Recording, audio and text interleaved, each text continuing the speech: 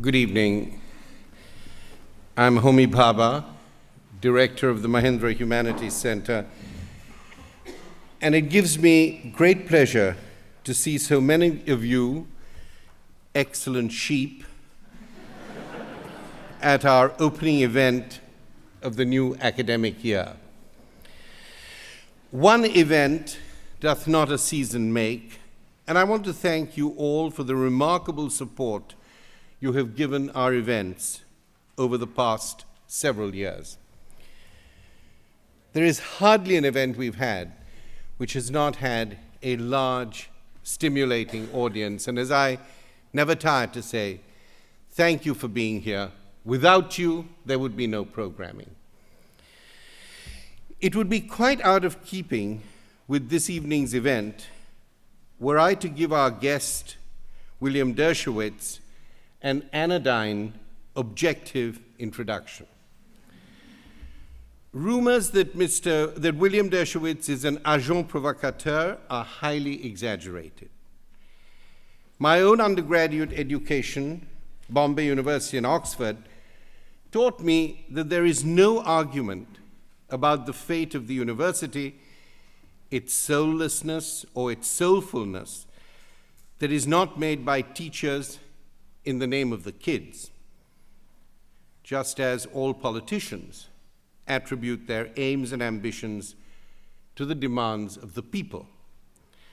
Once you accept that excellent sheep belongs to a long-standing, much-read and debated genre, the charges of mauvaise foi or the piling on of ad hominem arguments that the book has provoked, along with glowing reviews, should be seen as a distraction from some of the pressing issues I hope we will confront this evening. The provocative tone and temper of excellent sheep do not, in the main, come from prejudice or pique. They arise from Deresiewicz's prominent commitment to a subjective perspective in the areas of pedagogy and epistemology, aesthetics and ethics. Subjectivism should not always be confused with solipsism. Indeed, in my reading of the book, self-reflection, soul-making, and above all, the nurturing of the moral imagination are the values of education that Deresiewicz considers have been bled out of the beleaguered ivies. Faculty shy away from the mentorial role associated with the development of the moral imagination, while applicants to the ivies sacrifice their individuality and particularity in order to conform to a cookie-cutter ideal of institutional excellence. William Deresiewicz has certainly stirred a hornet's nest in focusing on the admissions process and the equity of access to a careful and thorough education. But how far can one go in the pursuit of subjectivity and soul-making in the academy, however well-intentioned? Deresiewicz distinguishes between the scientific method of calculation and the humanistic approach of interpretation. He writes, "When we engage in humanistic inquiry, when we think about a poem or a sculpture or a piece of music, we ask not how big is it or how hot is it or what does it consist of, but what does it mean? We ask of a scientific proposition, is it true? But a proposition in the humanities, we ask, is it true for me?" Now, I suppose it all depends on who the we is and whether the me is part of a larger dialogical conversation with what is true for me is also part of a deeper form of interpretation of ideals, norms, judgments, and choices that is true for my neighbor, that is true for those with whom I live and those who live beyond my territories and boundaries. Don't we humanists discuss largeness or smallness when we talk of sculptural scale and its complexities? And do we not relate the meaning of personal truth to the scale and convention of literary forms and musical genres? Isn't the intensity of the lyric or the expansiveness of the epic crucially dependent on the mediation of context, meaning, truth, feeling, and form as they come to be realized through technique? What worries me about such polarized arguments between the sciences and the humanities is the willed ignorance they create about productive connections and fruitful collaborations. In the public debates around Excellent Sheep, I was distressed to read the disciplinary caricatures indulged in by many commentators, both within and outside the academy. In one such caricature, an amiable colleague throws a cordon sanitaire around his own discipline, casts the social sciences to the winds, and enters into an unproductive turf battle. He takes humanists to task, and I quote, for their social conscience, manifested mostly in normative political posturing that is divisive and chilling to discourse on the campus and of no great civic, educational, or maturational value to students. With friends like these, who needs enemies? Overcoming this willed ignorance is never an easy task, but it is an essential one. The Mahindra Humanities Center is a crossroads of the campus that links humanities disciplines and their resonant relevance to medicine, the law, science, and social sciences. Big data is as big a problem of complexity and scale for us humanists as the interpretation of subjective choice and judgment is a problem for my colleagues who teach statistical methods. And that difficult challenge is why we have chosen to work and teach together to provide our students with as wide a range of truth-telling and self-enhancing and soul formation in the forms of knowledge as we can honestly impart to their expanding minds and their enlarging spirits.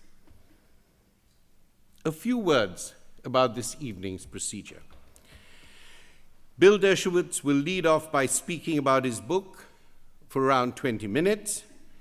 Then each of our panelists will ask one brief, provocative question, free of any extended preambles. I'm afraid these are the rules of the game, and if they themselves depart from them, as they say in cooking shows these days, you will be chopped. After Bill responds and the panelists follow, we'll open it up for your brief questions, also free of preambles. Be provocative, be dramatic. Mr. Deresiewicz has shown us the way. William Deresiewicz is a contributing editor for The Nation and contributing editor for the New Republic and The American Scholar. He taught English at Yale until 2008. He is the author of a Jane Austen education, How 6 Novels Taught Me About Love, Friendship, and the Things That Really Matter, and Excellent Sheep, the Miseducation of the American Elite. Please join me in welcoming William Deresiewicz.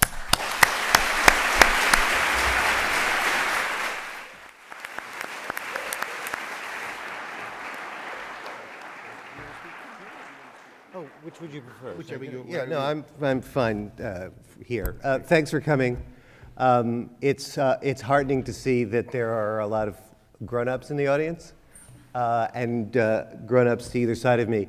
I don't want you to think that I'm going to try to disarm hostility with flattery, and believe me, it causes me great pain to say anything positive about Harvard. But the presence here of a number of people who have the word dean in their title and other senior members of the institution is unique among the events that I've been doing and will do. And I think it speaks very well for Harvard, and it also says something that's consistent with the history of the institution, which is that Harvard has often been in the forefront of reform in higher education, whether it was, I can never get his names in the right order, Eliot. Charles Eliot. Charles Norton Eliot or Eliot Norton? I don't remember. Or James Conant in the 30s. I hope that Harvard can continue or perhaps resume that role of courageous innovation, not just within the realms of scholarship, but within in terms of the structure and social function of higher education that it used to play, that other institutions have from time to time played, and that I don't see a lot of prestigious institutions, at least today, really taking up. But we can debate that later. But again, as I say, I think the people here and the people there are a good sign that you're taking, not necessarily that you're taking me seriously, I'm not always sure from day to day whether I take myself seriously, but that you're taking these issues seriously. So just briefly, many of you may know this already. I'm going to assume that I'm going to assume that you all are familiar with the critical part of my argument, if only from the recent New Republic excerpt. But I want to say just a little bit about the larger argument and the genesis of the argument. Some of you may know that 6 years ago I published a piece called The Disadvantages of an Elite Education that made actually a lot of the same points that I also made in the New Republic excerpt. I was on my way out of academia, on the way out of Yale. It appeared in the American Scholar. Not a lot of people read the American Scholar. I wasn't really familiar with what the internet can do, even to a piece that's published in an obscure place. And to my great surprise, almost immediately, there was a giant echo back to me from the world. Almost all of it, judging from the emails that I started to get from students at selective schools. And they started to write to me, they started to write to each other, and they also started to invite me to speak to them. And the first ones to do so were the then student committee of the Harvard Humanities Center. So the first talk I gave was about 6 years ago, and there have been a lot of them since then. And the talks, well, I mean, there were a lot of interesting things about them, and they've taught me a lot, and there's a lot that I know now that I didn't know then about what I was talking about. But the most important thing that has happened, starting that night, I think, definitely starting that night, is that people started to ask me questions, and many of the questions took the form essentially of, what do we do about this? What do I do about it? What do schools do about it? What does society do about it? So I saw that I started to need to, well, I needed to answer them. I needed to develop a yes to go along with the no to all the things that I was saying no to. And that's really what this book is. And if you only know the New Republic excerpt or the thing from 6 years ago, the subtitle, believe me, the title and subtitle are long enough, and I'm not surprised that you didn't get all the way to the end.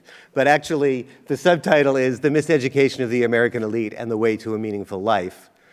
The first part, obviously, is the critical part, and the second part is some attempt at a positive vision of what college should be, what higher education should be. I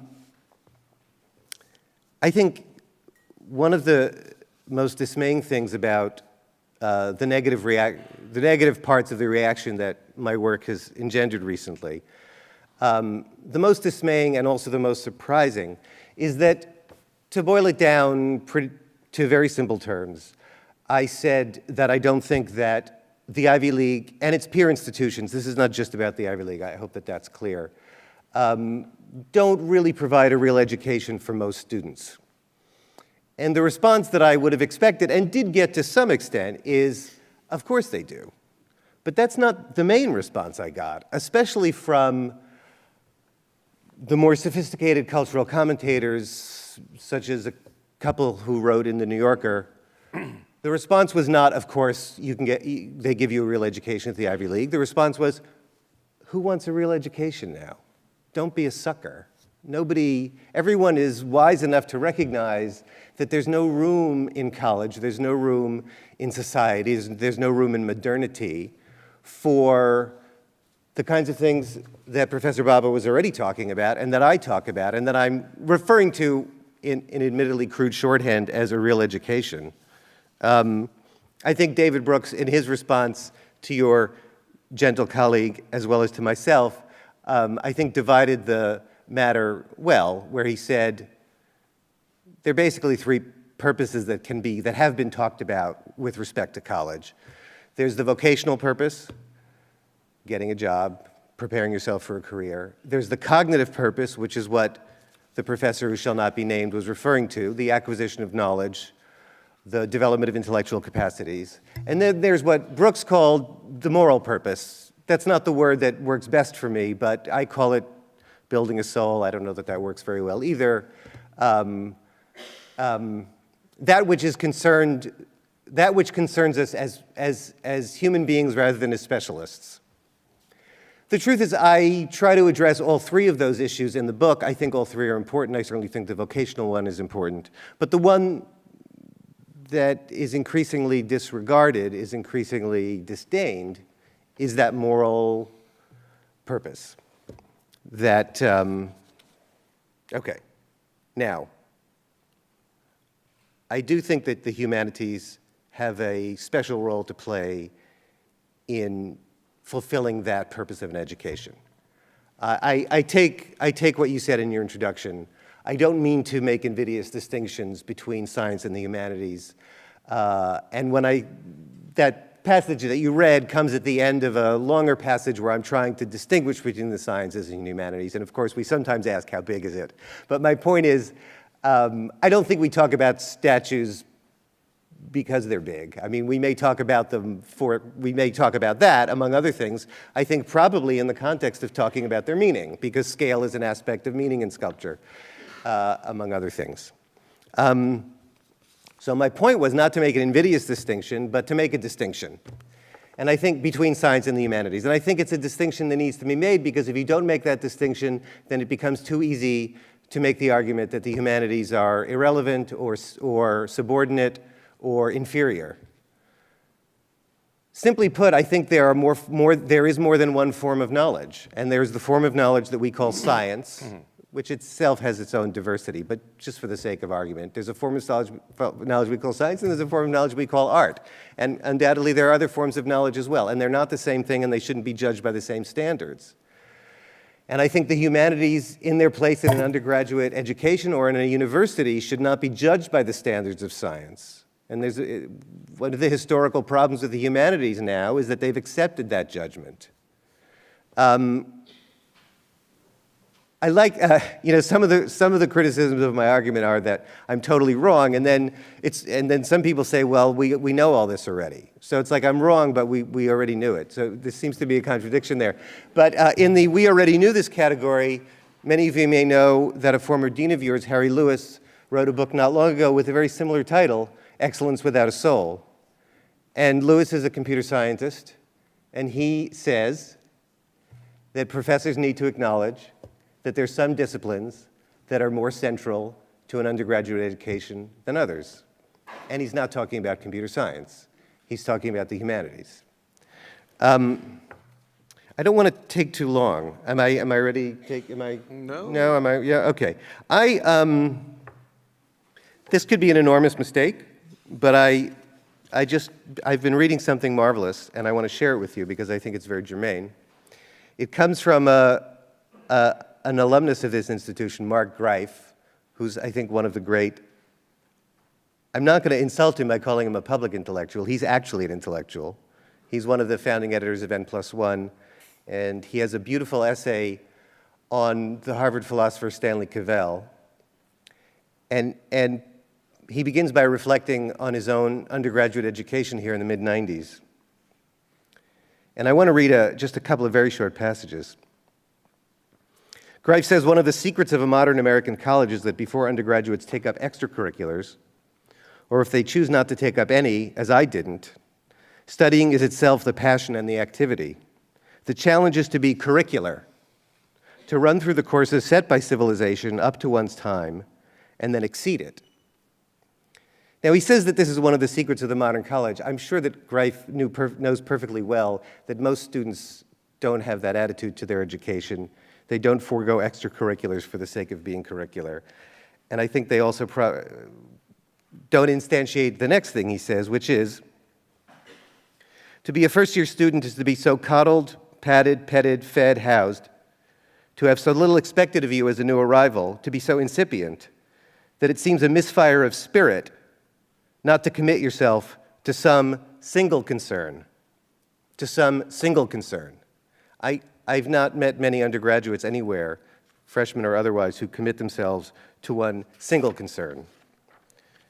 Greif goes on to say, I had heard that philosophy had something to do with examining one's life, and it occurred to me that one's ambition in college should be to become a philosopher in the broadest possible sense, which is not disciplinarily specific, or at least the best approximation of a philosopher that one can.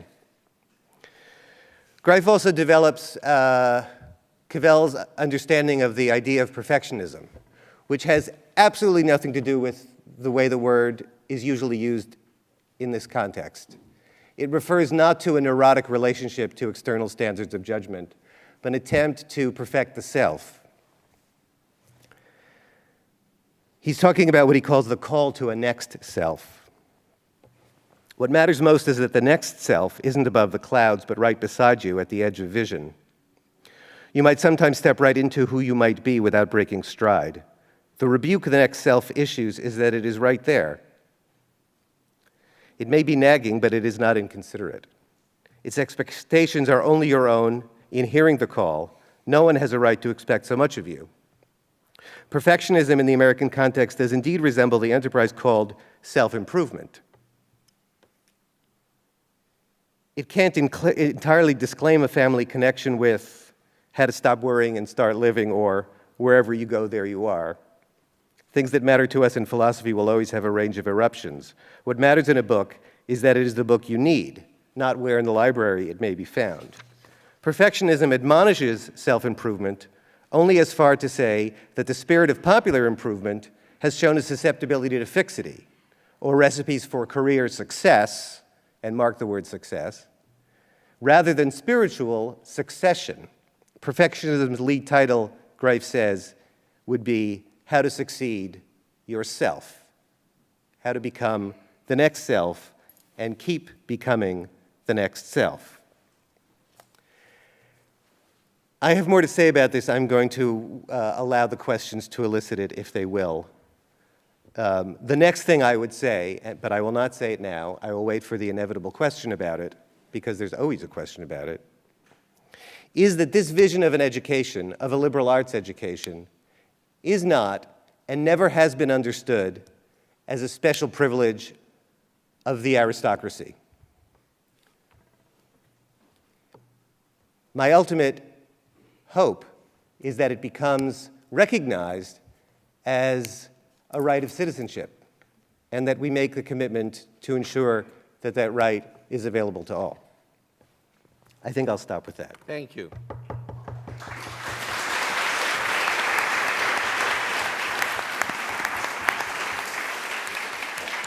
Our first question comes from Amanda Claybaugh, who's professor of English and chair of the History and Literature program at Harvard. Thank you so much for being with us. Thank you. Is the microphone on? Okay. You said in your remarks right now that many of the objections you get come from people who doubt that education has anything to do with soul making. I'm not sure that's quite right. I find very eloquent your account of how you came to make a soul through education. What gives me pause, and what I think gives other people pause, is when you go on to fault us for failing to ensure that all of our students develop souls, and that they do so on a 4-year schedule, when you seem to imagine that we should be operating under the regime of a kind of no soul left behind. And I guess my question about that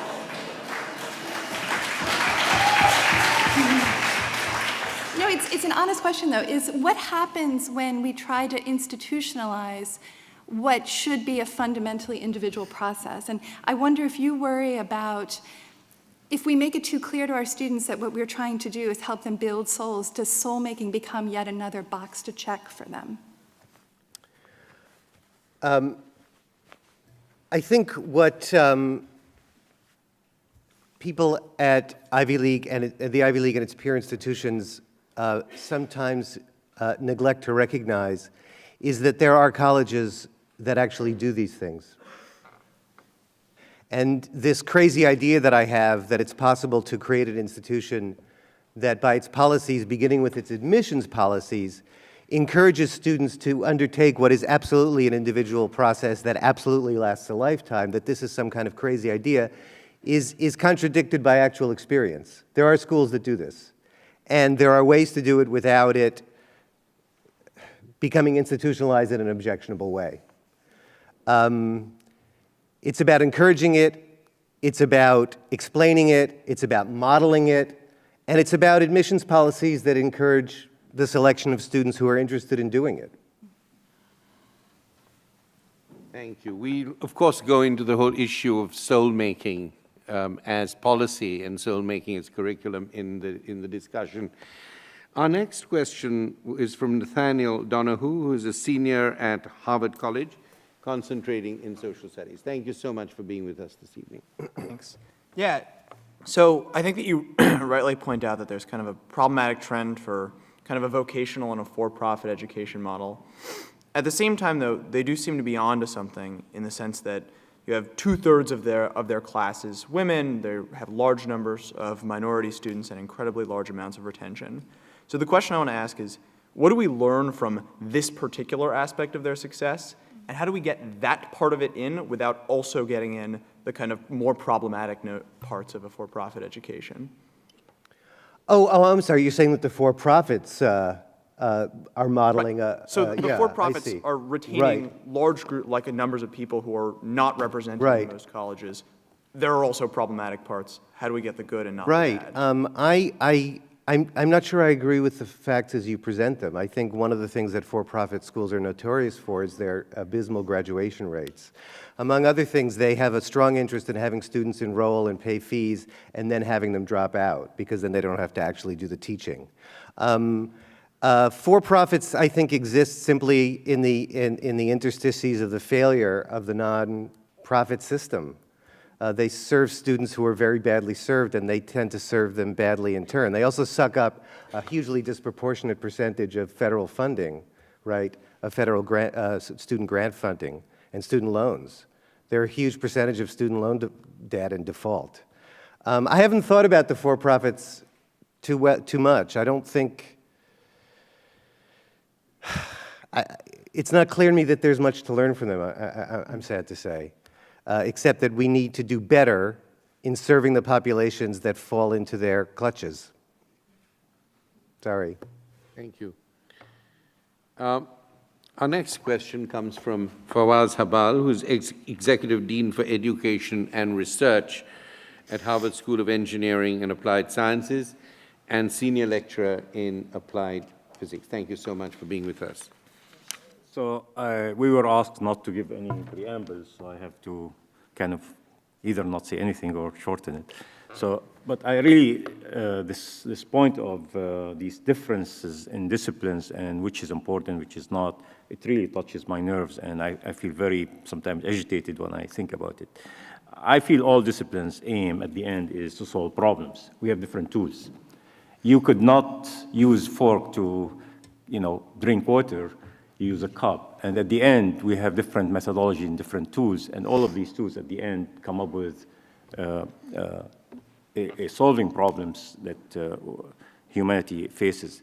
And to that degree, when I think about all the problems that we are facing today, whether these are scarce resources, whether these are poverty, all of these large-scale problems, I look at them and I ask a very simple question is, how are we going to solve these problems with a discipline? I don't believe that's possible. And I don't think, people have tried it in many different ways and showed that this is completely inadequate. The point I'm trying to say is the following. The question I want to ask is the following, is if you look in our research universities, with all the capabilities that students can obtain by working with people who are doing research, would you dismiss the importance of undergraduates working closely with faculty doing research? And would you then advocate that students really should focus on working in small colleges where probably the research component there is not as emphasized as in places like not necessarily Ivy League, but big universities? Again, I think you're asking about what I broadly called earlier the cognitive component of a college education. I certainly don't have anything bad to say about it. I do think that liberal arts colleges also have great research faculty too, even if they don't emphasize it to the extent that. Well, Harvard is liberal arts. Harvard is, well, but it's not a liberal arts college. Well, okay, but here's the thing. Here's what I would say. I mean, without negating everything you just said. Well, I'm sorry. Without negating anything you just said. Disciplines don't solve problems. That's right. People solve problems. To me, there's no contradiction between the kind of education I've been talking about and the pressing need to solve the problems you're talking about. In fact, they're symbiotic. We are not going to solve the problems simply by churning out technocrats, no matter how broadly educated, how broadly the specific disciplinary slice they're educated in is. The whole need is precisely for people who are well-specialized and cognitively well-developed, in Brooks's terms, but who also have the ability to think in the broadest and most human and most experientially informed way that I'm talking about. That's the whole point. It's not just about, the kid in the corner writing poetry, blah, blah, blah. It's precisely because I think we need people with a broad education to solve the problems that we're facing. We're not going to solve them the way we've been trying to solve them with a bunch of, as Saul Bellow calls it, high IQ morons. A high IQ moron is someone who's very, very good in their own specialty and has no ability to think in a wider way. I'm not saying that you fall into that category. But I quote in the book, I'm going to make this quick, I quote in the book Heather Richardson, who's a former Republican congresswoman from Arizona. She's a former Rhodes Scholar, and she's a longtime member of the Rhodes Scholarship Admissions Committee. And she says exactly this, that increasingly our most prestigious institutions are churning out, as she's seen them in the Rhodes Scholarship interview process, are churning out people who have a very impressive grasp of a very small subject area and no ability to think about problems, not their lives, not their stupid little souls, but problems in any kind of broad way. I completely disagree. My experience, okay. Well, I can tell you. Fawwaz, we'll come back. Okay.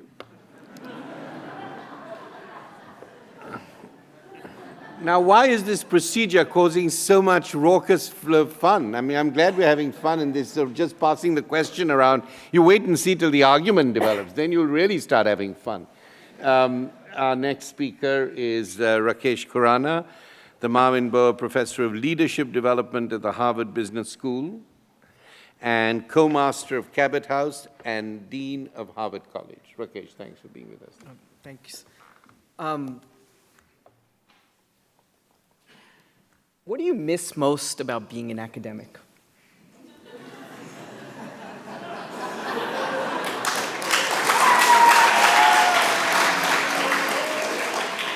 I miss teaching, and specifically mentorship. Teaching understood as a form of mentorship. That's what I miss. Quick question, quick answer. Yeah? You said concise. How many children do you have? I have no children. Oh, have some and then you'll be mentoring for the rest of your life. Okay. Till they start mentoring you.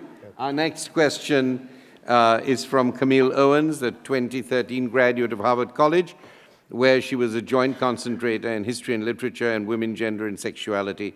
She currently works at the Whiting Foundation. Thank you so much for being with us. Thank you.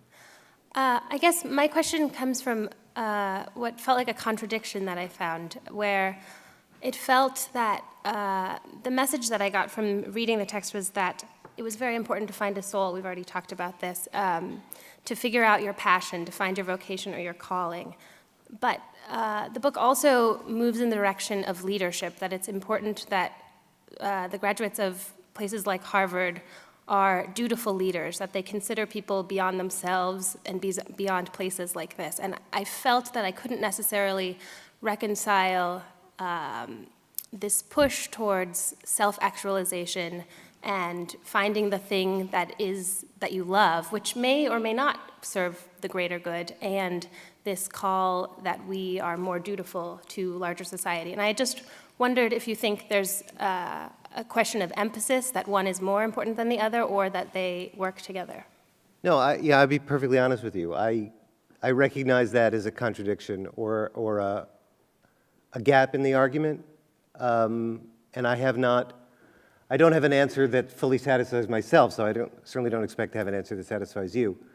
But I try to avoid some of the more common phrases like finding a self or passion. I talk about passion, but I also sort of self-consciously question the word. And I think maybe the best of those rubrics is purpose, although that's also become a cliche. But I like purpose because it's, someone I quote in the book says, it unites the inner with the outer, with what feels most essential to yourself and what feels like the world most needs from you.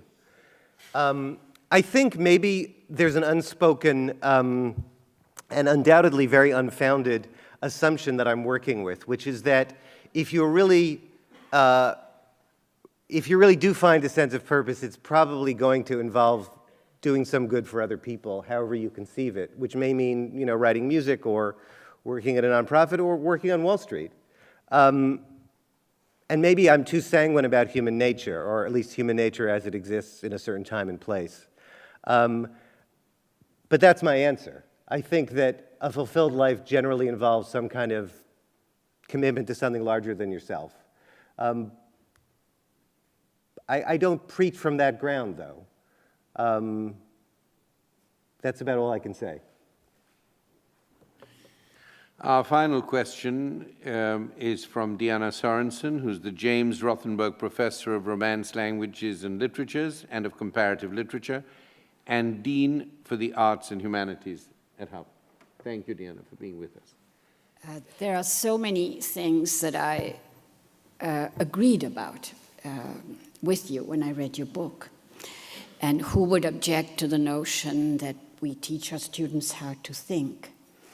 And as a literary scholar to another literary scholar, my question is going to be a textual one. And with Homi's permission, I'm going to read a very brief statement. And I'm going to ask you to unpack it with the mantra that we want to teach our students how to think, how to balance between general observations and the actual specificity of that observation. And here is my tiny, tiny text. You say on page 65, the fact is that elite schools have strong incentives not to produce too many seekers and thinkers, too many poets, teachers, ministers, public interest lawyers, nonprofit workers, or even professors. Too much selflessness, creativity, intellectuality, or idealism. Of course, without thinking, we might have an answer, oh, it's, make a lot of money and make donations to the institution. But that's obvious. Think with us and unpack this statement, which makes this effort unrecognizable in our daily lives. Well, but you've preempted the response that I'm going to give, which is that I make that statement precisely in the context of making the point that these schools have a business model that depends on producing a certain critical mass of very wealthy alumni. And they will always have an incentive not to produce too many human qualities that might lead their graduates, too many of their graduates, not to make a lot of money. I'm hardly the first person to say this. I point out that when Conant began the move to meritocracy by starting to use the SATs in the 30s, he was very explicit about this. This was going to be a minority of students. We were still going to mainly take bankers' sons. Now, of course, you can have it both ways. You can train the meritocrats, and if you train them the right way, they will become bankers. It's, I think, a contradiction at the heart of the system, which is why my ultimate solution is not to reform the Ivies, but to make them unnecessary by building public institutions that can be supported through tax dollars and won't require this kind of bias. I feel like you really were you were asking for something more, but I'm not sure what it was. With Homi's permission, yes. How would you move between the broad generalization you're making and a more specific recognition of what else goes on? I think that these enormous leaps of faith that you expect your readers to make us, the literature professors, look a little self-indulgent. Listen, there are many things in the book for which I present statistical or empirical evidence. I think there's some things that are harder, that aren't susceptible to the same kind of quantification. I've just appealed to authority. I'm not the first person to make these points. They've been made from within the institutions themselves. You can look at the careers that Ivy League graduates go into. I mean, this is a statistics that is, much belabored, but is nevertheless true. About 50% of Ivy League graduates, depending on the school, go into finance, consulting, or law. Is that simply because they've chosen to do that? Well, why have they chosen to do that? What interest do the universities have in letting that happen? Whom are they encouraging to recruit? Stanford actually accepts money from corporations to have preferential access to their students. It's very hard for me to believe that Harvard has missed that trick. I wouldn't insult Harvard by claiming that Stanford is doing this and Harvard isn't. I would Maybe just they're ask not. you to think through the evidence, that's all, and unpack the arguments, but I'll stop there. Thank you, Diana. Thank you very much. I think now comes the moment when we ask questions to each other across the panel and make our differences known or our agreements affirmed. But I want to start with one question, William. Don't you think that there's, in your attempt to make a deeply felt and a polemically persuasive kind of argument, and there is no question about that. I mean, even the style of continually referring to the students, as if the book is written for students and it costs $30 a shot. This one, yeah, it's a $30 book, and it's all written. It's written to you. I want to advise you. I mean, I think that's very noble. But having said that, let me ask you: why do you assume, and in this country in particular, that bankers are not interested in soul making? You know that most of the big public institutions here, or institutions that feed the public, orchestras, museums, universities, I very much understand part of your argument, but you can't simply say that lawyers and bankers and financiers are entirely captivated or captured in what they do. They can also have moral imaginations.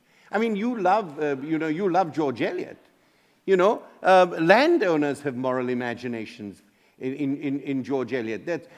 So I'm surprised that somebody who seems to speak as you have spoken this evening with great generosity and openness should have such stereotypical views. I don't think it serves your argument. I'm sorry to be a little obnoxious about this, but I really don't think it serves your argument at all.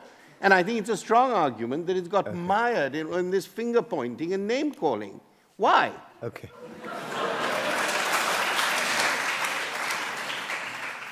First of all, to your first point, you seem to suggest there's something disingenuous about addressing students in a book. No, I just found it rather strange. That you have to pay money to purchase? Yeah, I don't think in the public institutions, people nodding around on the streets are going to be able to say, let me read that dude. Okay, aside from the fact that it's $14 on Kindle, that's a different matter. No. It's not a different matter. And in fact, no. Hang on for a second, because you raised the point. So you need to let me respond. This is not my central point. But do go on. Listen. Books cost more than they should. My book costs more than it should, but I don't think there are too many people who can't afford $14 to buy a book online because they're spending $14 on all kinds of other things, and I think it's really disingenuous.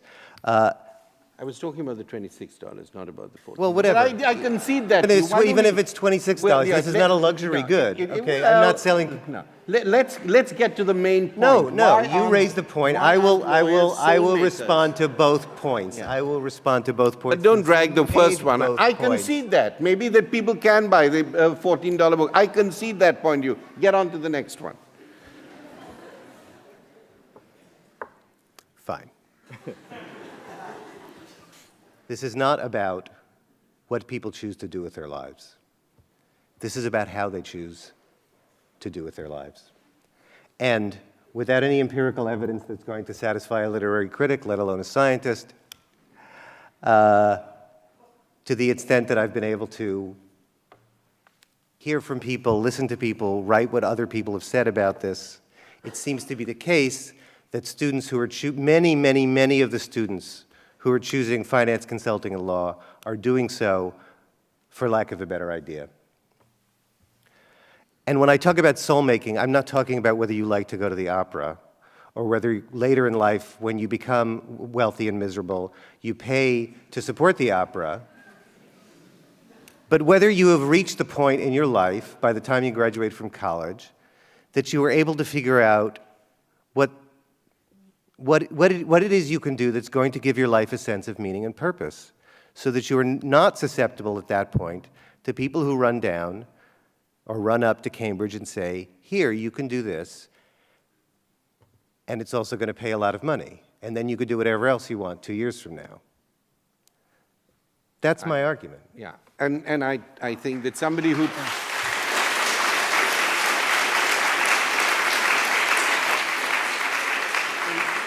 And what we see here again and again are the people who choose these professional options are also great musicians. They love literature. They have a life plan. It's not as if they don't have a life plan because they choose to go to Wall Street. Sure. Would you like to? Yeah. So I'm the new dean of the college, so I have no idea what I'm doing.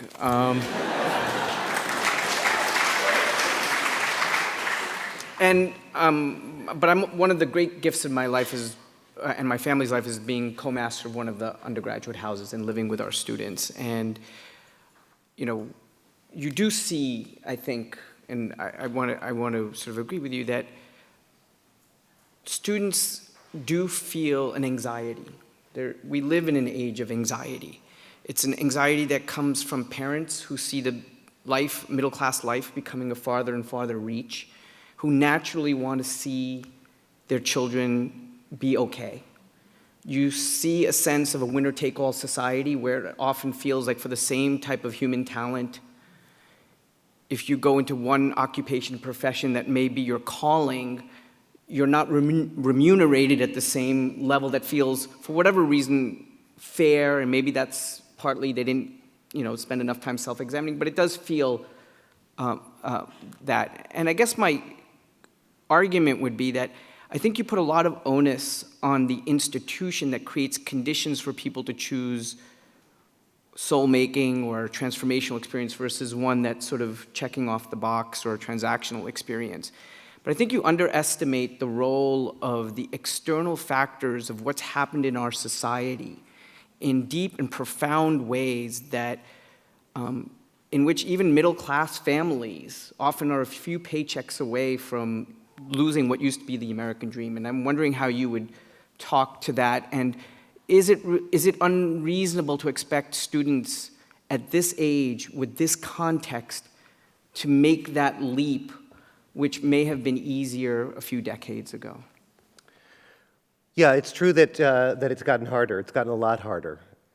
It's also true that all the things I'm describing have been true since the meritocracy was been up and running. It's just getting worse and worse all the time. So it was true in the 80s when we had sort of the Reagan boom, and it was true in the 90s when we had the Clinton boom, and it was true in the 2000s when we had the bubble that we didn't know was a bubble. So really, nothing that I'm describing started in 2008. No. I think for a lot of people, well, there's almost too much to say, but I'll say the most direct thing. I think the place where that argument is least valid is here. Because fairly or unfairly, quite frankly, very unfairly, if you get out of here with a degree, it's going to be very hard for you not to have a comfortable life. You may not be wealthy, but by any reasonable standard, the Harvard name is going to open every door you want it to open. And that's why it's especially dismaying to me that the same fears that are very legitimate at a school down the road are still being promulgated and felt here. Harvard, because of its wealth, because of its generosity, enables students to graduate with relatively little debt. It already enrolls a very high percentage of students who come from rich families. You know, I think the fears are legitimate but highly exaggerated, and I think that maybe the institution could do more to, well, maybe forget that last part. That's my answer. That's my answer. Yeah, Fawwaz. I just I want to go back to something you started before I forget it. Now, I also happen to be a dean for some time, but I still don't know what I'm doing. So just the same, I guess. So I think the issue I have with the book in general is, it's, in mathematics, we call it delta function. It's either 0 or 1, or either black or white. And I really think this is a problematic in most of the arguments. Some of them I agree with, no question, and some of them easy to agree with. The problem is we take a distribution of human, and we say, we narrow it to a degree that becomes very, very, so narrow that we think we all look alike, we all same type of people, same way of thinking. The thing I feel like you've taken a tail of a distribution, where yes, there are people who are looking for something to work on, they want to concentrate on something, and still they don't know what they're doing. They are 20 years old, 21 years old, and I was one of them one time, and I didn't know what I'm doing. And I don't see it that very abnormal. The thing is, actually, the mean of distribution is not that tail of distribution. I think this is very important to do. And I'm going to throw on you a situation which I lived it. You know, we teach several courses. One of the courses we teach is a general problem in general course in, and this is for junior, not for freshmen, for problem solving. Now, the students who take this course this course is open to anyone at Harvard. Some of them are engineers, some of them are not. Once I had a historian, somebody interested in history, be part of it. And the problem we give them are large-scale problems. So last semester, we did a problem, Fukushima. We go in as students, and myself and some TA, and we say, okay, we're going to look at Fukushima, and you think about it. You think of a problem in Fukushima you need to solve. And what does it do? First thing is you have to figure out what's the problem we're going to solve and why it's important.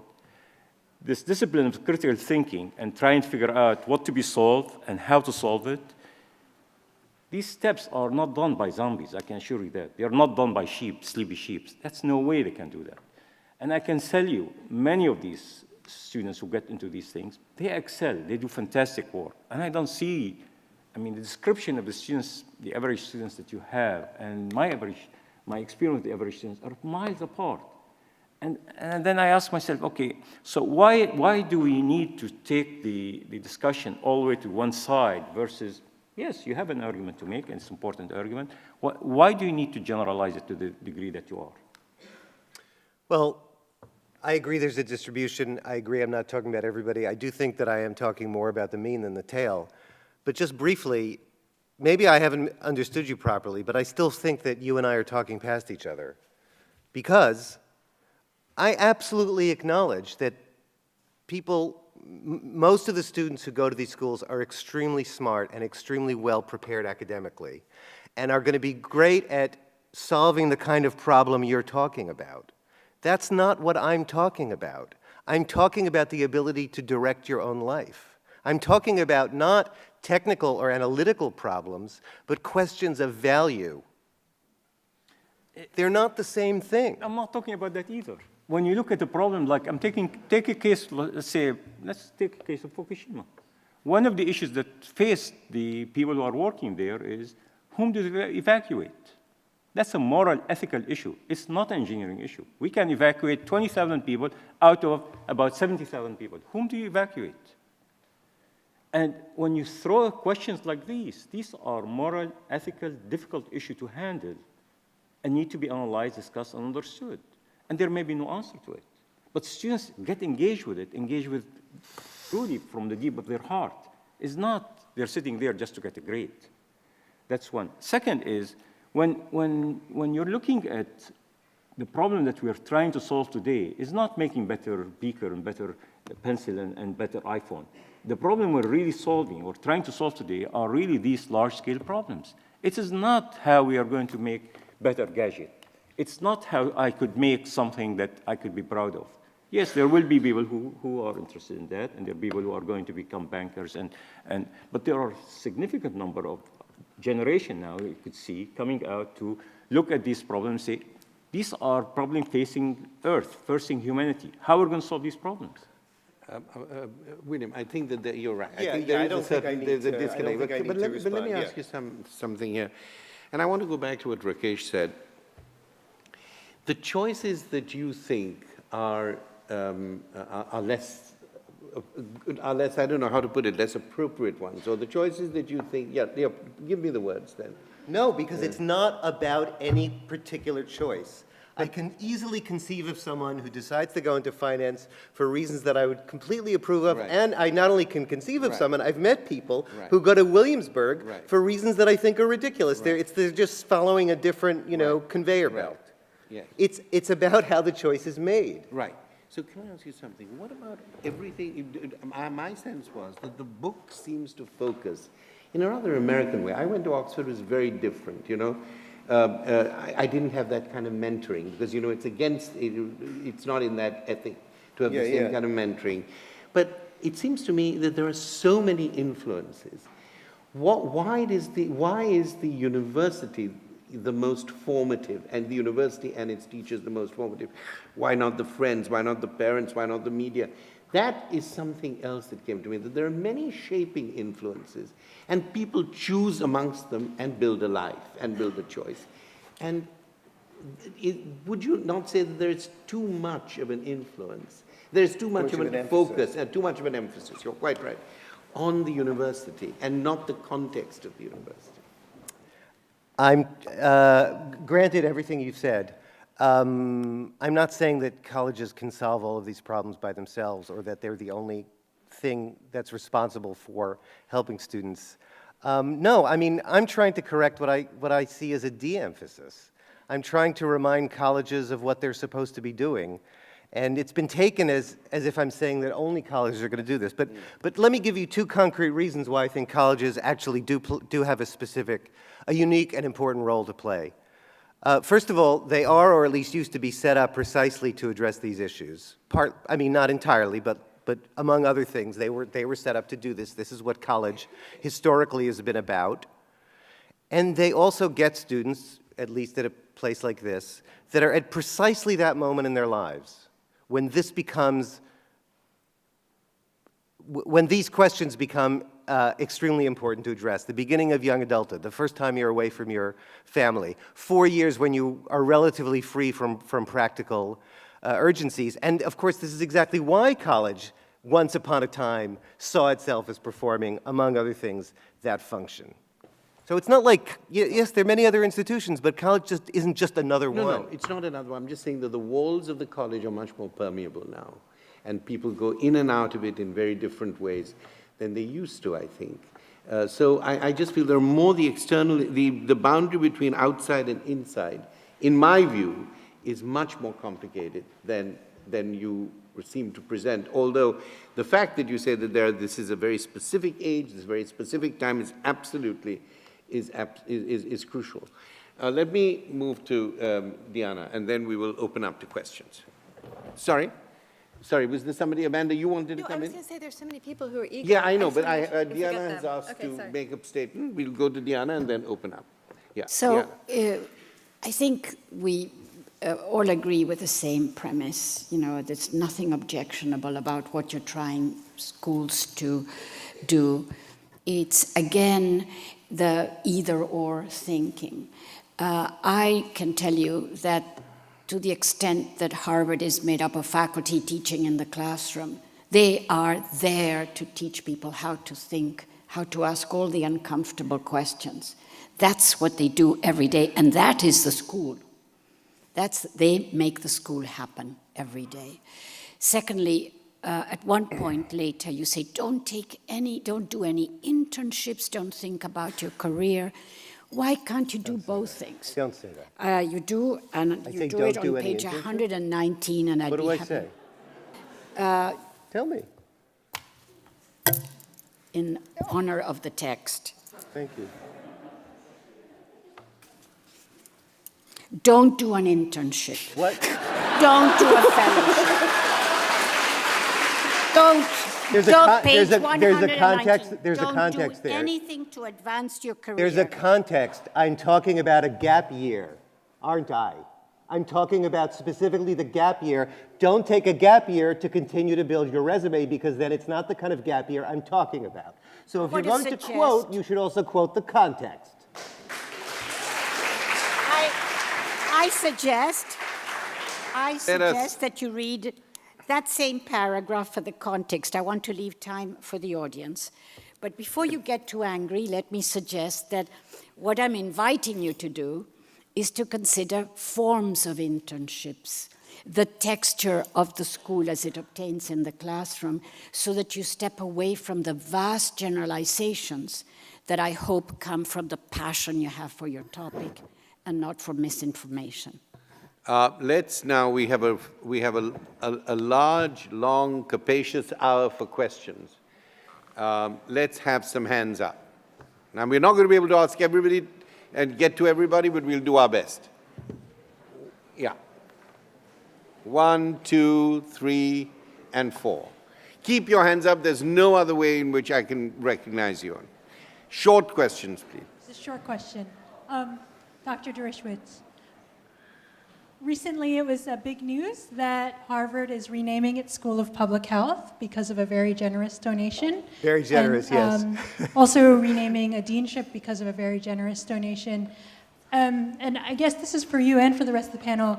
How do you see universities being able to recognize this kind of generosity without sending mixed messages to students about certain career paths being more preferable than others?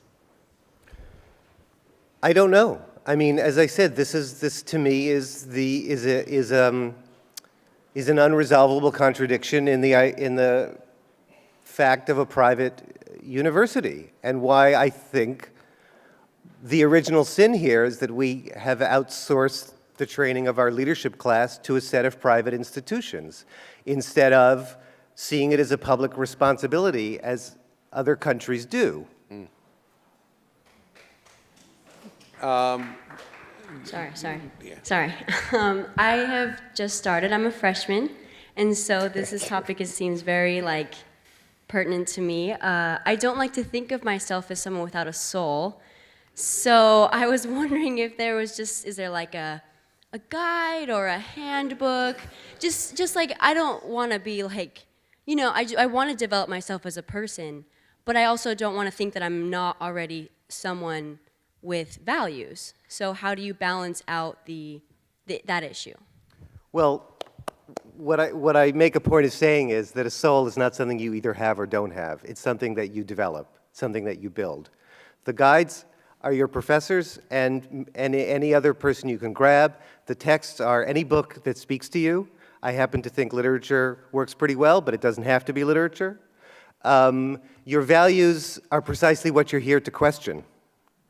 I just want to say very quickly, and I don't want to overgeneralize, of course, because I've been accused of overgeneralizing what the panel has said, but it seems to me that the sense of the committee is, we all agree with you, but everything here is already fine. And I disagree with that. We all agree with the purposes, but we at Harvard are already fulfilling those purposes. I am, again, not the first person to suggest that that is not true. And one of the people who suggested it is a former dean of Harvard College. I'd like to preface my comment by saying that William Sloane Coffin, who was chaplain at Yale, was my mentor. And now that I'm 71 years old, I'm desperate to find some faculty person in one of these elite schools who's taking a true leadership role. And I can think of Professor Haskett at the business school who talks about servant leadership. What we've got is rulership, and most of it starts with intellectual, well, whatever you want to call it, feet snobs or whatever. Just that whole Harvarditis and that elitism is just pathological in that it doesn't really care for the soul. We aren't having the faculty who are standing up. There was an anthropology professor here. I don't know all of the details. There may have been a reason for her not to get tenure, but I do know that she spoke out about the sexual abuse that's happening in our colleges and why the colleges have failed to care for the souls of women. Thank you for your contribution. I'm Thank you sure so you much. would, sir, Thank I'm you. sure, Thank you, sir. I understand your position. Thank you, sir. But I'm we very need grateful to you. I just have a whole group of people. Thank you. Thank you, sir. You're very kind of you. There. Can I please have the mic here? Can you give the mic to the man in blue, please? Yes. So, how do you critique graduating students' ability to build his or her soul or find his or her path in life without actually critiquing that path? So, for example, you say that students choose careers like banking because they see no better option. Isn't that just another way of saying they see that as the best option? And how can you critique that? Because a lot of people, former students and others who've written to me and others who've written about this, say this. Not they think this is the best option, but they don't really have a sense of purpose. They don't really have a passion. I don't feel like people have said this. So I might as well do this because it pays a lot of money. They tell me that they're going to teach me valuable skills. They tell me that I only have to do this for 2 years. I mean, this is what you hear over and over again. And also people write about people being miserable on Wall Street. I mean, I'm sure that there's some people who are very happy to be there, et cetera. But that's my point, and that's why I keep trying to say over and over again, it's not about the specific choice. It's the way the choice is arrived at. So That's do you, right, Do, because- do you think in smaller colleges or small universities, people are doing better job? Without overgeneralizing, they seem to be doing a better job. Yes. I mean, in many places that I've talked to graduates, professors of, or that I've been to, they seem to be doing a better job because they're trying to do the job. Okay, that's not happening at these schools, right? I mean, that's the point. You guys are not trying to do this. You just assume that Harvard students are smart, they'll be able to direct themselves, William, that's really overblown, really. All right, But anyway, fine. fair enough, fair enough. It's a great performance. Thank you, Chris Winship, Professor of Sociology. So I want to bring up an issue of degree, not of kind.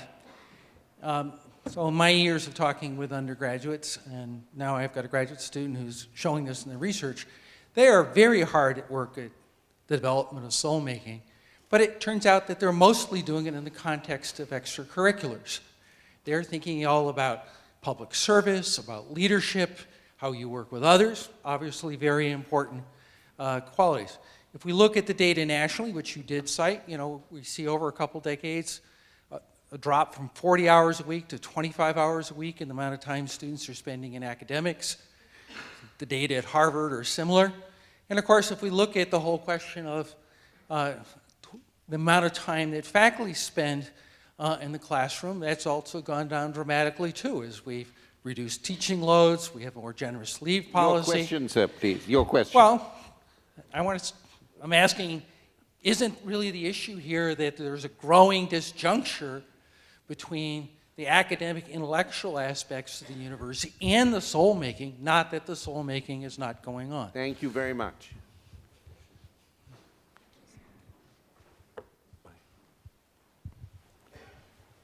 I sometimes think that students have basically created a college for themselves in the form of extracurriculars.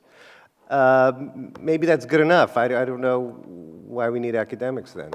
I mean, presumably academics should help contribute to this. I'm not calling on people. So, Mike Smith, Dean of the Faculty of Arts and Sciences.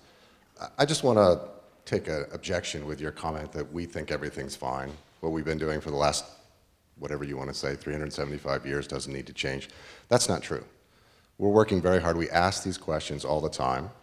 I tell you, every leader that's up there, all the leaders that we have here, I've never heard any one of them. The faculty don't tell me that they're satisfied.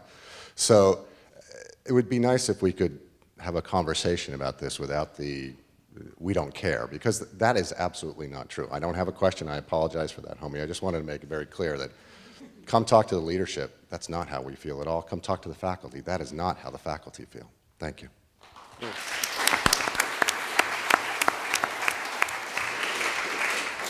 Hi, so I'm a senior in classics here, and I'd like to return actually to Professor Claybaugh's first question, which I think you kind of skirted on the answer a bit. So she was asking about, whether it really should be such a burden on the university, and you said yes.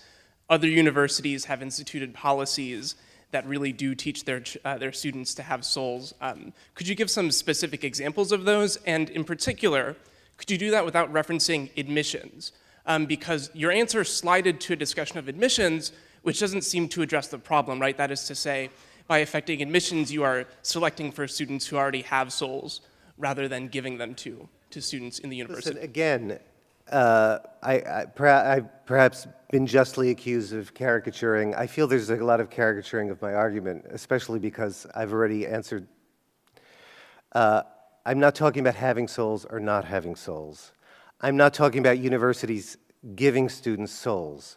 I'm talking about this side of the educational mission that we identify, I haven't used this terminology before, that we identify more with the function of a college rather than a university. And I don't mean these as institutional models, I mean these as ideas, right? Our universities inherit both of these.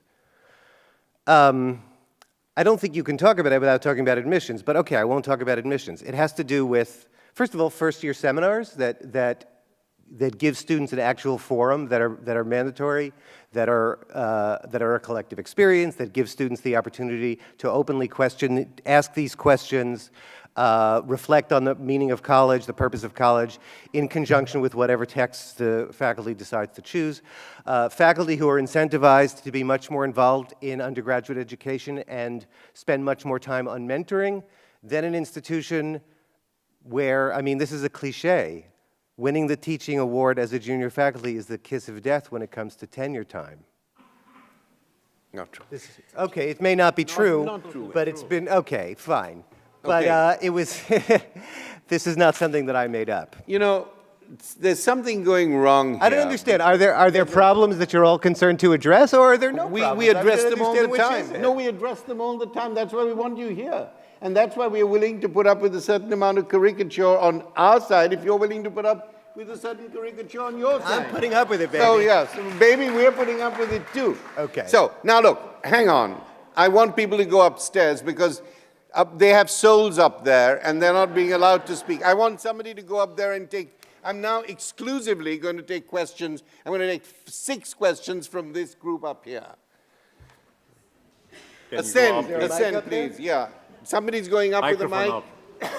Yeah, while they're taking the mic up there, the lady in green, yes. Yes, my name's Paula Kaplan. I'm in town for my 45th Harvard-Radcliffe reunion, and in listening to current undergraduates, one of the things I'm hearing is about a link that's been missing from all the discussion so far, and that is, I love the description of the problem solving about Fukushima and so on, but what the students have said to us is when we're getting close to graduation, we're getting scared about what kinds of jobs we're going to get, and that the people who come to Harvard to recruit tend disproportionately to be in these big money areas. And so I'm wondering, since the Harvard endowment managers get paid a fortune no matter how well the endowment performs, why doesn't Harvard take some of that money that it pays to bonuses to these people and use it to bring in, to make all kinds of attempts to bring in people to connect students with other kinds of work that they can do,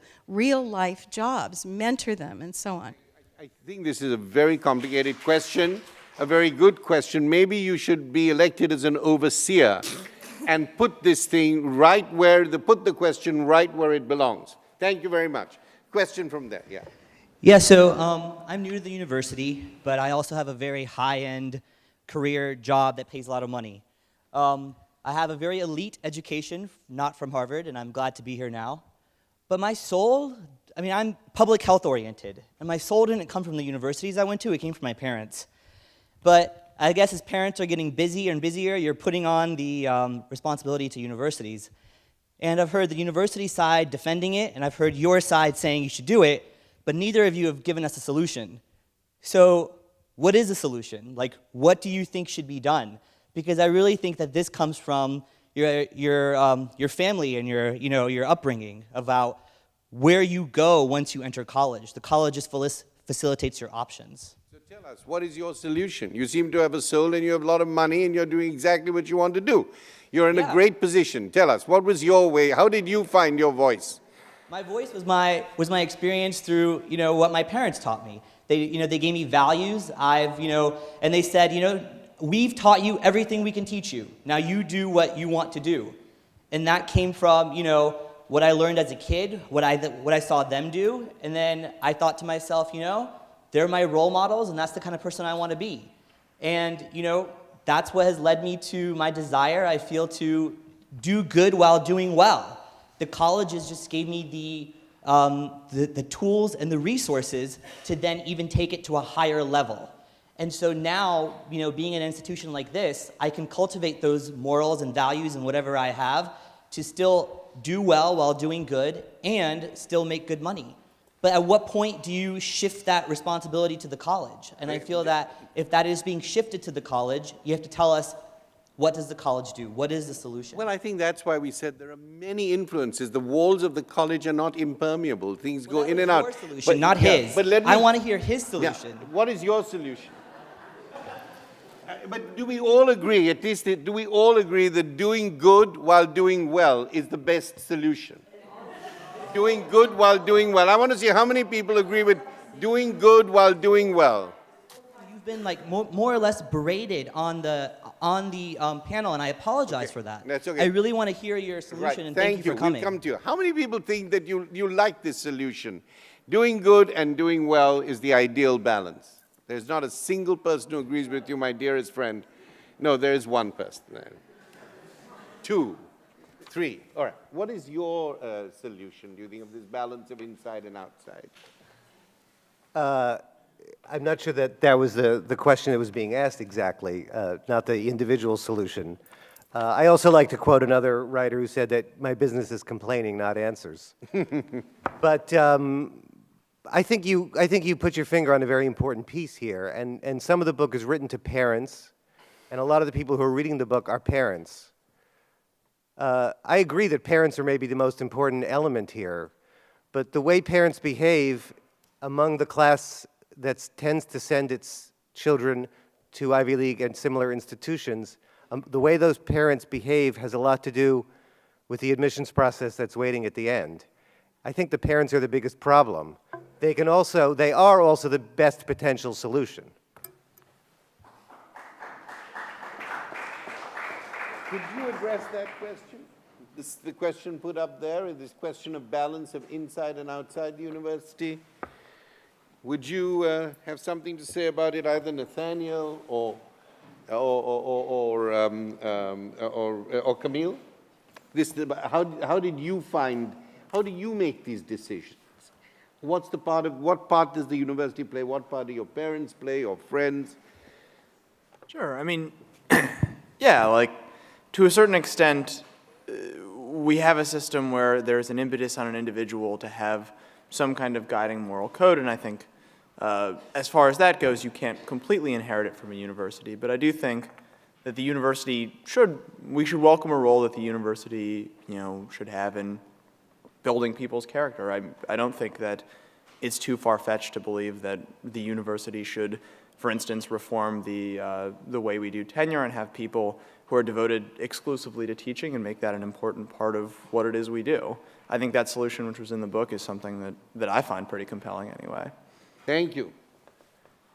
To your question about what sort of influences I experienced here or before or after, I think I learned a lot from my peers here, and I know that there are a number of ways in which you might say, and the book claims that the diversity here is shallow. I think there are also ways in which it has really informed a lot of my experience. And I think peer-to-peer learning was very important to my development here and the choices that I made outside of here. I think the book also makes a lot of claims about how shallow service learning could be at a place like this, and I think that's another area where I learned a lot of insight about what kind of role I want to have as an adult or professional in the world. But I think I don't feel like too many things about myself were sealed by being here or by anyone's influence, although I do recognize that there are a lot of ways that a lot of privilege was conferred to me and that an identity was as well.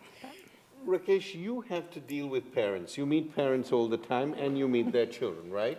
So this interaction, William has just said that, that certain forms of parenting have changed or are not as active in this. What has your experience been of parenting and the effect on children once they come to you in the house? Well, I think, again, it's a little complex in one sense, and I understand the importance of making an argument and trying to state it in its clear way. I mean, I think there's a distribution among our students in terms of the role their parents have played. I have a daughter who's a senior in high school. We have a home in a nice suburb, and I see the curated perspective that people sometimes take toward their children. And I think part of it comes out of really good intentions. But it does, in many ways, can reduce education into a kind of loss of this as an end in itself. But I also see that we have many students who don't come from that. I'm very kind of anxious a little bit when we have a kind of what I would call a certain 1950s American mythology around that was rooted in a type of diversity in these universities that didn't exist in the kind of meaning of liberal arts that sometimes I think is coming through with your argument. It has certain kinds of assumptions about class. It has certain assumptions around what is the literature or the type of liberal arts that we need to talk about, because I think parents don't have access to that kind of grammar and understanding anymore.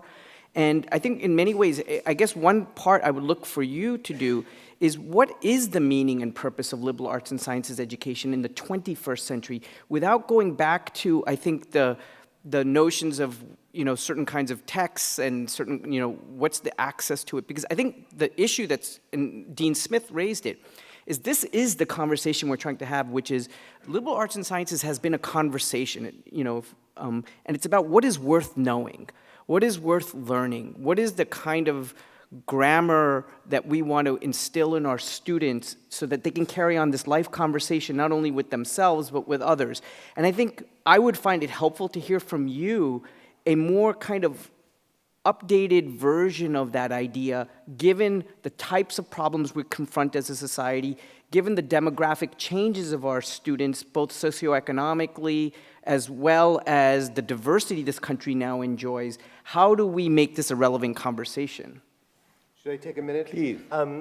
I don't want to dispute the notion that it needs to be an updated version, although I could also do that, but I don't want to do that now, and I also don't want to just make this relentlessly contentious. I do think there are many things we agree about, and one of the things I agree about, and I do talk about this in the book, is that there are intensely practical values for the individual and for society of a liberal arts education. And I think we certainly all agree that they've not been communicated very well, either to students, to parents, to politicians.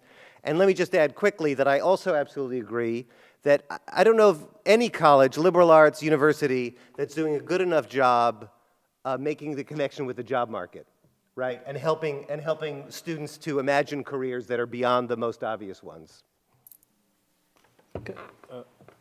Sorry. Yeah. Can I just make one other comment? I think it's really a mistake to think of ourselves as if we're living in a bubble, where there's nothing around us. I mean, we are as students, as faculty, as individuals here, we are citizens of the world. And I think part of the soul searching, if you want, or the ability to understand a motive or focus for life is to know what the world is about. Many of our students go out. Many of them don't come back. many of them come back, get the degree, and go out. So I think there is also flux that we need to see in terms of who we are, what we are trying to do as citizens in the United States, of course. Thank you. But also. Thank you very much, Amal. There are two questions up there, and then I want to come down to two here. There's one, and there's somebody there who's had his hand, an injured arm up for a long time. I want to give him the mic there. Yeah, two questions here. Can you hear me? Yeah. So you touched on this a little bit earlier when you mentioned the idea of Harvard being a place where the aristocracy can be educated. And I was just curious, I haven't been able to read your book yet.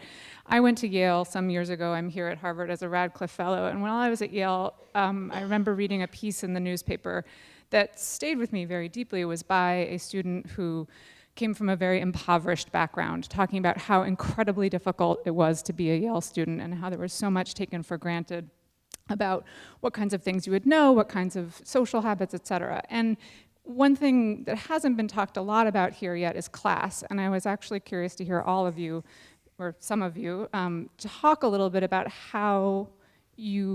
what you're thinking about. How do you think about the problem? I mean, public institutions are one kind of solution, but would it leave private institutions as even more of an aristocracy? Thank you. Can we have the next question from up there, please? Yeah. We'll take them together. Hi, I'm Ari. I'm a PhD student here in English and a resident tutor and dean. My question is about the culture of distraction. I think a lot of what you're talking about is getting people to pay attention. And my question is that a lot of the most real things to people are the emails they're receiving, the texts they're receiving, Facebook, and the things that you're talking about in terms of soul building take time, right? Reading is slow and writing is slow. And how can the university help fight that culture and slow it down a little bit? Thank you. Right. And I take a third question here, and then we move. No, I'm taking one here. Okay. I just wanted to pick up on something Rakesh said and suggest perhaps another way for you to have responded to the dean from engineering. And I teach in the humanities here, and I'm hearing all this about parents, and I feel like saying parents schmarents. And to focus, I think you might want to focus, or I'd ask whether you don't want to focus more on the liberal arts and sciences and what they are. They may be changing somewhat, but the liberal arts and sciences are primarily about freedom. They're about freedom from instrumental reason. They're about disinterested investigation. In other words, the answer to the previous question might have been, yes, we don't solve problems because the liberal arts and sciences are about asking questions, about articulating questions, about understanding them. Professional schools and applied schools are about solving problems. So if you focused on the freedom of that, you could also talk about the freedom from parents, because yes, parents have their chance until you go to college. Part of the point of the freedom of liberal arts education is freedom from parents. In my daughter's freshman year, it was about October, I said something to her in my usual overbearing way, and she said, "You can't talk to me that way anymore," and I was shocked, and then I realized she was right? It's liberal arts is freedom. Thank you. So class, the culture of distraction, and liberal arts is freedom. Yeah. Let me take them in reverse order, because I want to end with the first one. You're absolutely right. I talk about this in the book. Both freedom from parents and the liberal arts as a liberating experience. It goes beneath specific technical problems, even as broadly construed as you want, like global warming, the ultimate technical problem. And it's about, to me, fundamentally, learning to identify and question the most basic assumptions that your first 18 years have handed you, including the assumptions that structure your education, like what is an education, or what is success, or is success really what I want to live my life for? So I absolutely agree with you. Distraction, this is where we very forcefully see that there's a limit to what colleges can do, and that this thing that I'm talking about is very countercultural now. There's so much in the culture that makes it harder and harder. It's only harder because of, the web. I don't have a good answer to that, except to say, it's another reason to try to do this. Now, the class thing, it's remarkable that you said this. You probably don't realize that there's an article in the Times today about this. In fact, I tweeted. I'm starting to tweet, and I tweeted to these guys, and I said, you know, this is recommended reading. It's specifically about the alienation that lower-income students feel at higher-income schools. Class is everywhere in this, and it's the largest frame of my argument. I do think that Harvard and other schools do their best to mitigate the class stratification, but there's only so far that the system can ever go, and there's a reason why they've always been upper class and upper middle class institutions, and why, to me, the solution ultimately has to be free, very high quality, public higher education. China's slogan is 100 Harvards. My slogan is 100 Berkeleys. Thank you. Amanda, we haven't heard from you for a while. Do you want to get on any of these? Class, cultural distraction, or the liberal arts and science? On either of them or all of them? It seems to me that the problem, I don't have a coherent question, but it seems to me that the problem we're struggling with is I 100% agree with your diagnosis about the role that these institutions play in justifying, under the name of meritocracy, an incredibly unequal set of economic relations. I don't know that it is the case that what goes on inside the institution is part of that problem. I think the more interesting story is the ways in which we are impotent to solve that problem. I'm on the Educational Policy Committee with Rakesh. We meet every other week. We talk about the academic life of the students and what to do about it. And what we talk about endlessly is the things we exhort them to do, they are influencing one another in their peer culture in ways that we can't figure out how to penetrate. And it's actually, I guess, the reason I was asking my question to you about concretely how do we help them. Because you often speak in the rousing mode of the exhortation, and I think many of us at some point in the semester give such an exhortatory speech to our students. Live your life, make your own decisions, think for yourself. It is absolutely true. And we all say these things. What else can we do? Beyond exhortation, I think, is what we're here to try to figure out. Live, little Billum, live. As a first-generation student, and also to your point of soul making, and then eventually I'll get to a question, from my experience, being exposed to a completely different world than the one I grew up in, and also interacting with my peers who are facing similar challenges, I concur with a lot of what you said earlier about the experience of class at elite institutions like that, like Harvard.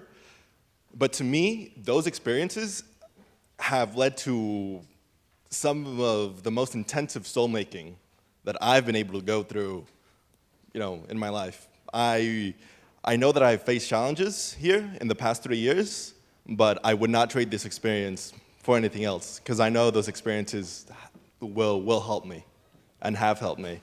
And to my question, it seems to be that having a Harvard degree will give me and people like me the ability to go into very lucrative professions like consulting or financing.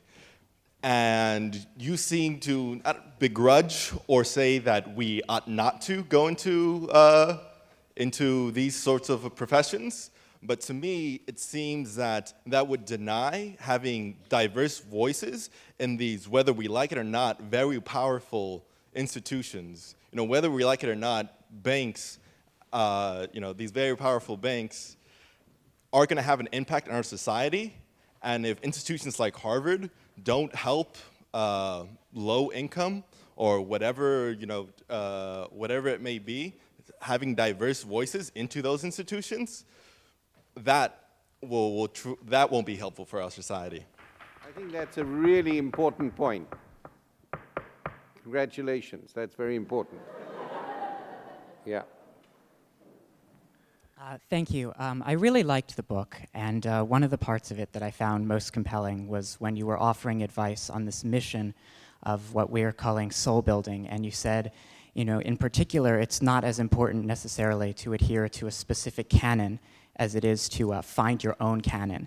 And so it's in that context that I'd like to wonder aloud for just a moment if maybe one of the reasons why we seem to suspect you're underestimating just how much soul building is going on is that not so much the content of soul building, but the process of soul building is something that's sort of rather narrowly construed in your book. And to offer an example that hasn't been brought up today, let me just make this somewhat specific so he has something to respond to. I want to bring up this notion of solitude, which you've not only written very eloquently about in your book, but also in your essays, for instance, in The Obscure American Scholar.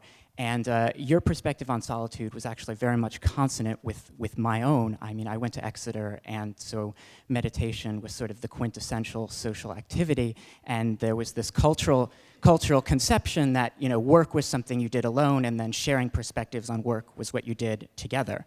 But then when I got to MIT, I was in much of a culture shock because pretty much the opposite was true. You had very academically talented students and faculty in both places, but all of a sudden people were congregating around tables not to talk, but to collaborate on everything from programming to video games. And so, when I first got there, I think I thought it was a very anti-intellectual environment, and people thought I was insufferably pretentious. But in retrospect, I would say, while I was certain, they may have been right about me, but I was certainly wrong about them. And so just to finish my question, I'd ask, is it maybe that you're underestimating how soul building operates differently for people who may not have the same cognitive inclinations that you do or I do, for that matter? Thank you. And a last question from the lady here. Last question, yes. Thank you, Mr. Deresiewicz. I'm a graduating senior and don't have a job yet, so a lot of what you've said and a lot of the text that I've read in your book is something that resonates with me, and I'm sure many other seniors in the room. But in diagnosing the problem that I think definitely touches a chord, I wonder if you're not looking at the institution and the role of an institution. I know that Professor Claybaugh also touched on this, but the institution itself is divided into so many different groups that have different roles. I, for one, have had faculty very focused on my soul building. There's the administration, there's the Harvard Corporation. And while I think that your argument is definitely one that could be persuasive, I don't think it looks at that in its complexity, and I think that's why it encourages such vitriol among its readers. And the other question I have is, in considering the institution and the university and the college, I wonder why you don't consider students. You don't consider students responsible for their own soul building in forms of extracurriculars, peer relationships, because much of the soul building that I've had is because the onus of building my own soul has been placed on me by the university and by my parents. So I guess I would want to hear your response to that. The student is agent. If anything, I think I've been criticized for putting too much onus on the student, and I keep having to insist that while I'm criticizing, it sounds like I'm criticizing you, and I am, I'm really criticizing the people who've created the situation that's produced, that you find yourself in. I mean, I'm really surprised to hear this, because the book is mostly about the individual student and what the individual student can and should do, and also how maybe parents and universities can help them do that. In terms of, different parts of the university having different functions, look, let me just go back to where I started. I made this obnoxious complaint 6 years ago, and I didn't think anybody would care. And what I got was many, many, many students saying, thank you for articulating my experience. And many, many people passed the piece along. I mean, I don't know who all the 1.25 million people who've read the original piece are, but judging from the responses I've gotten, it seems that people are passing it around, and I don't think they're passing it around just to laugh at me, because there are too many other things to laugh at on the internet in the last 6 years. So I think I've identified something that's a real problem. We can argue about how much or how many. But I can't really do better than that. I agree that soul building can happen in different cognitive styles, and I think that, I'm not sure where you're sitting, you're over the, right. But just remember that intellectual collaboration is not the same thing, and there's a reason why I emphasize solitude. The style that I would talk about, actually, that's not solitude, is the one-on-one conversation, the conversation among intimate friends about not a subject, but one's experience. And I'd like to believe that still happens. I have heard from various sources that students have less time for that, too. And then the first-generation student and banking. You see, this is exactly why I say that banking per se is not a bad choice. And that sounds like a really good reason to want to go into banking. But that's not necessarily the reason most people who are going into banking go into banking. That's exactly what I mean when I say it's not the choice that's the problem, it's why you make the choice. And I think what has happened this year, sir, I can't say no to you, but just a second, one quick question. Can you bring... Sheep farmer. Oh, thank you, Martin. I'm the great-granddaughter of a sheep farmer and the niece of a sheep farmer. And I could say lots more about that. But it seems to me that this conversation has been so abstract. It's basically about opinions. Your opinion, other people's opinions. These opinions don't fully mesh. Sometimes they overlap. And all the time, we've been running into the back corner of the back paddocks. And I would like to ask you now a very personal question. I'd like you to think about an ethical problem that you confronted in real life. Not those things where there are two streetcars, 5 passengers, and a fat person on the tracks, but something real. And you don't have to tell us what it is, because that would not be fair of me to ask. But where did you get the resources from to cope with that very painful, very distressing ethical dilemma that you faced? We've all lived part of our lives, some more than others, and we've had these situations, so I'd love to hear about that. I'd like to know what's behind the question. You're Vanessa's mom, yes? Vanessa Ryan's mom. Vanessa was a TA of mine. I just saw her at Brown, where we had dinner together with some students, and it was a great pleasure to see her, and I just want to acknowledge that.